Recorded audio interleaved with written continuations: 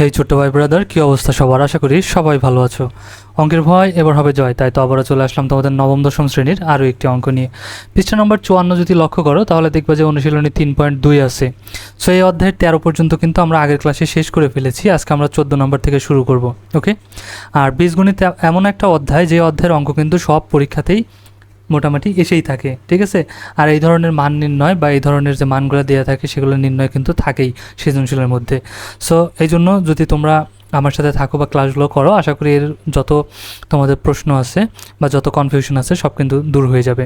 ওকে, so চলো শুরু করি। এখানে দেখো 14 নম্বর যদি আমরা এখানে লক্ষ্য করি, এখানে আমাদের কি বলছে 14 নম্বরে, যে P minus Q equal R হলে দেখাও যে P Q minus Q Q, হ্যাঁ আচ্ছা, কিউ এর উপরেও কিউ দিয়ে দিছে, তাহলে Q Q minus R Q equal 3 P Q আর।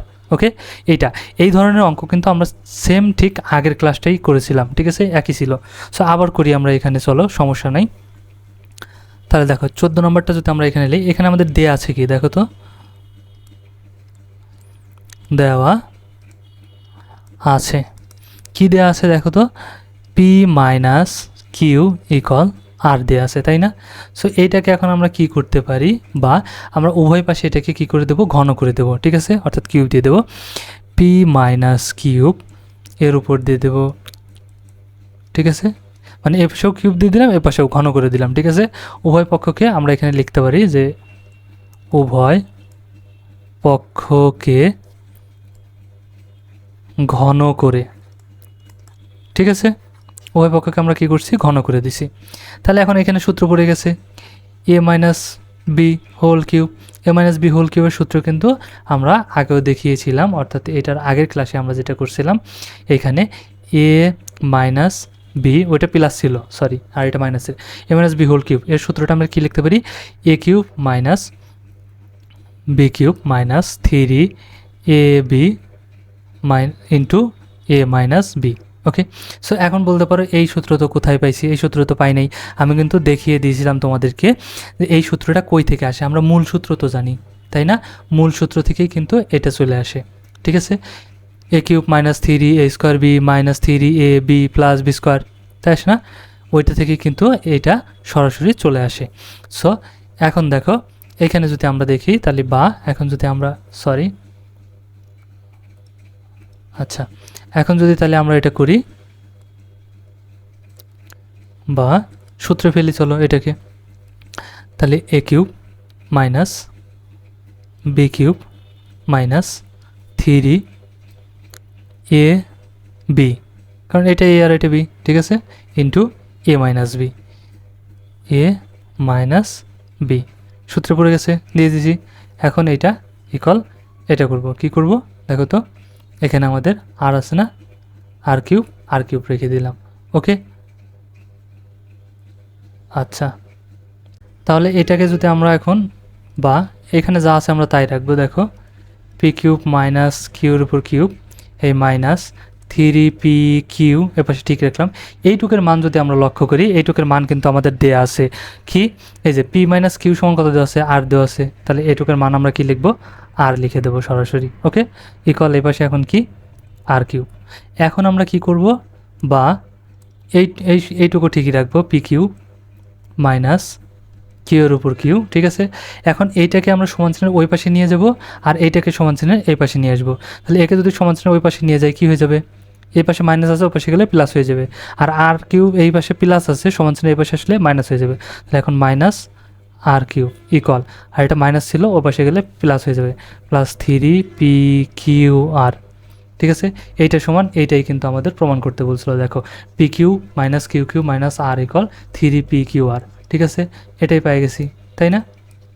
একই হয়ে গেছে। এখানে আমাদের কি বলছিল, যে দেখাও, ঠিক আছে। তাহলে বাংলায় লিখলে লিখবা দেখানো হলো, আর ইংরেজিতে লিখলে লিখে দেবো শুট, SHOWELD ডি, ঠিক আছে, শুট SHOWED শুট।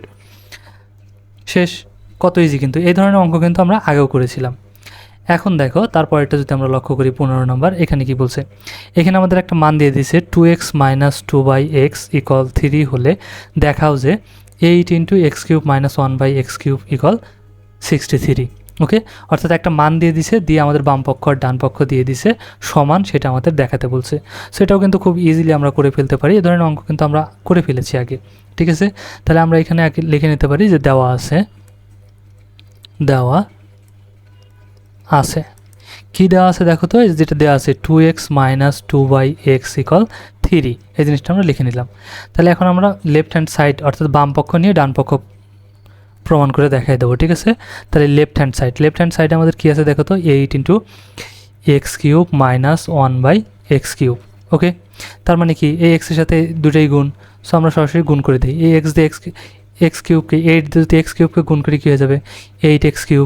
ঠিক আছে, এখানে মাইনাস, এখন এই 8 দিয়ে যদি এটাকে গুণ করি, যদি উপর নিচে কাটা যাবে, নাহলে উপরে গুণ নিচে গুণ, তাহলে 8 তো উপরে আছে, 8 হয়ে যাবে আর নিচে x³ হয়ে যাবে। ওকে, সো এইটাকে যদি আমরা এখন একটু ভাঙি, তাহলে দেখো তো 2 দিয়ে যদি আমি x দেই আর ব্র্যাকেট দিয়ে যদি উপরে কিউব দিয়ে দেই, তাহলে কি এটা সমানই হয়ে গেল না?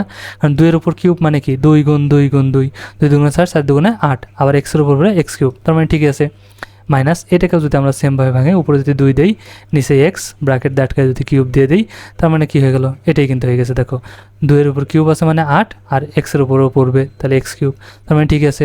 যদি ঠিকই থাকে তাহলে কিন্তু এখন দেখো এটা কিন্তু সূত্রে পড়ে গেছে। এখন এইটুকে যদি এ ধরি আর এইটুকুকে যদি বি ধরি, তাহলে কিসের সূত্র পড়লো, a³ - b³ সূত্র পড়ছে, তাই না? তাহলে a³ - b³ মান নির্ণয় সূত্র। ওকে, আমরা লিখে ফেলি, চলো। মান নির্ণয় সূত্র কি মনে আছে? a - b, তাহলে a কত 2x, a - b সমান কত এটা, তাহলে a - b³ + 3ab, a সমান কত 2x, b সমান কত 2/x।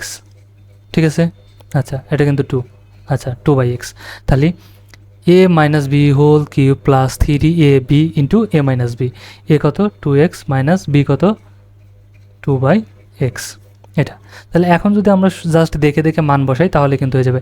এইটুকের মান কত দেওয়া আছে, এই যে এখানে দেখো 3 দেওয়া আছে, তাই না?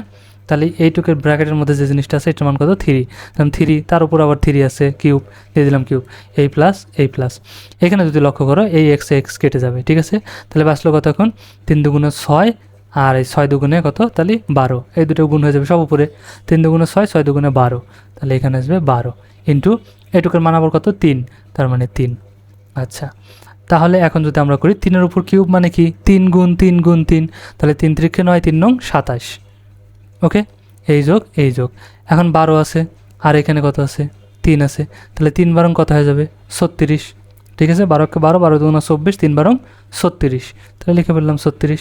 এখন এই দুটো যোগ, তার মানে হয়ে গেল, ইজি, যোগ করবো খালি 6 আর 7 কত হয়ে যাবে 13, 13 × 3 হাতে আমার 1, 3 × 1 = 4, 4 আর 2 = 6, মানে 63। সো এটাই আমাদের অ্যান্সার।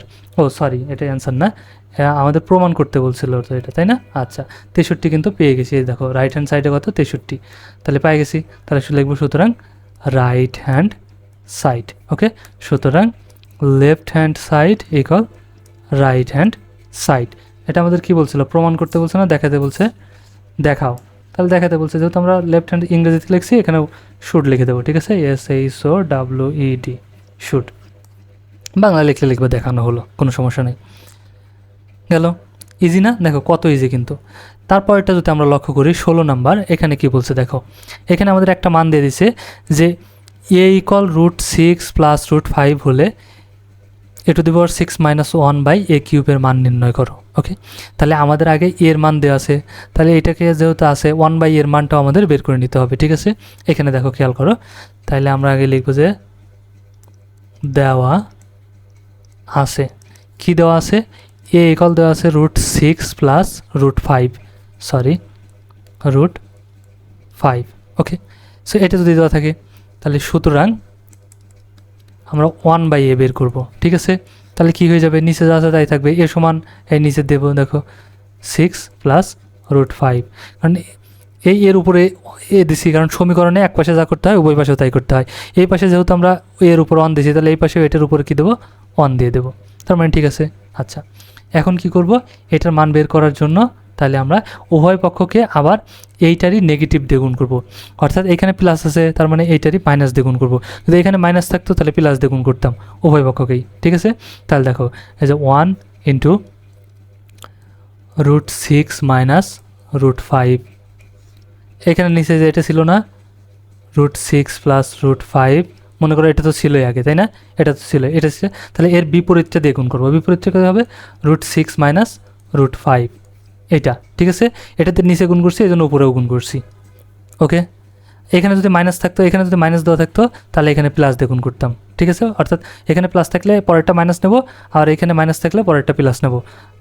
বোঝা গেছে? একই কথা, উল্টা, এ পাশে মাইনাস থাকলে এটা প্লাস, এ পাশে প্লাস থাকলে এ পাশে মাইনাস। ক্লিয়ার?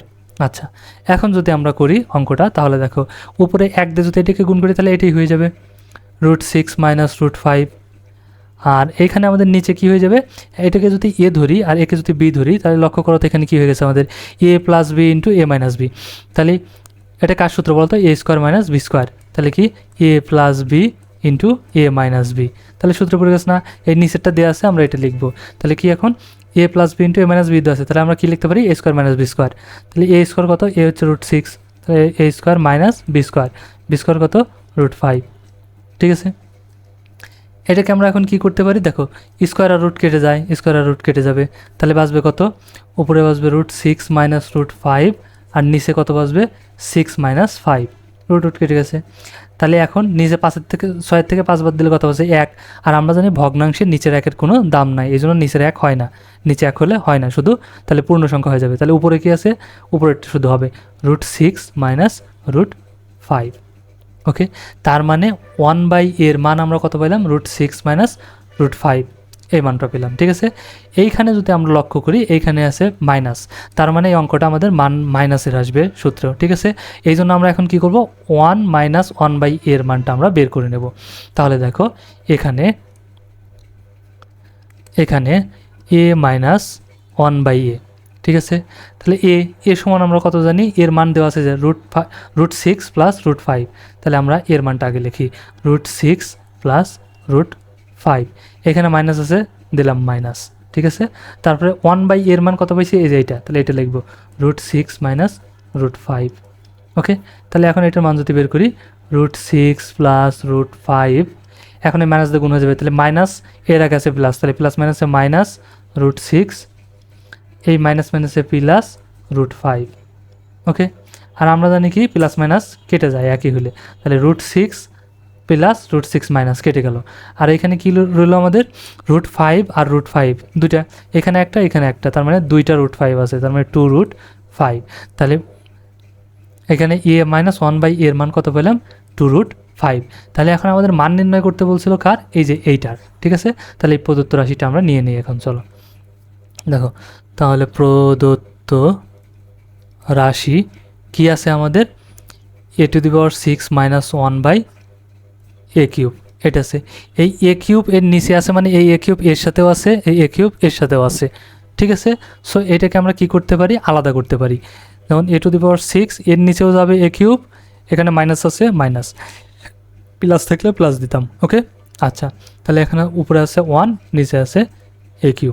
তাহলে এখন এটাকে যদি আমরা লঘিষ্ঠ করি, তাহলে কি হয়ে যাবে? দেখো তো, ভাগ করলে।